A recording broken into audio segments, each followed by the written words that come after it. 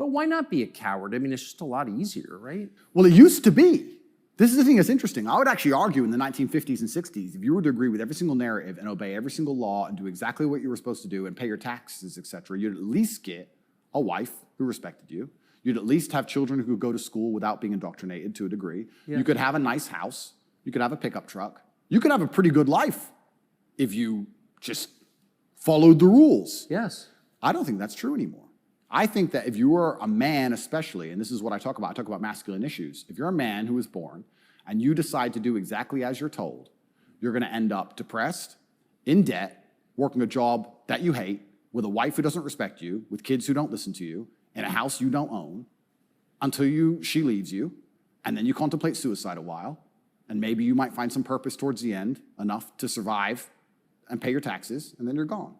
I don't think a man who just follows the programming is going to find any happiness. But they don't care. Why would they? They have no interest in masculine happiness. This is another thing that's very interesting. They talk about men's mental health all the time, especially in the UK. I'm not sure about America, but in the UK, they have this big drive for men's mental health, saying that men commit more suicides. A lot more. Because it's hard to be a man. We commit more suicides, we're more depressed, we have all these mental health problems. I come along, I genuinely get thousands of emails a day saying I'm helping men's mental health, but no.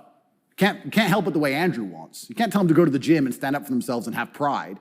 What kind of man's going to have a solid mentality and not have mental health issues if he has no pride? That's part of being a man. Part of being a man is proud of yourself. If you wake up and you're not proud of who you are and how you look and the things you say, how are you ever going to have a solid mentality? So when I teach things that genuinely help men's mental health, that's outlawed. No, you're not allowed to do that. Instead, you have to take our version, which is to pretend to care about men's mental health, but not give a shit. Give them a life they know they're not going to enjoy, pay taxes, and die. And men are the backbone and medicate them. And medicate them. Medicate them long enough to keep working. The same way as we medicate farm animals. Just a bunch of injections. Yeah, just keep them alive long enough to get the milk. Milk's gone. Chop the head off. Boom. They need to put you in prison. They're trying. Yeah. I can see why.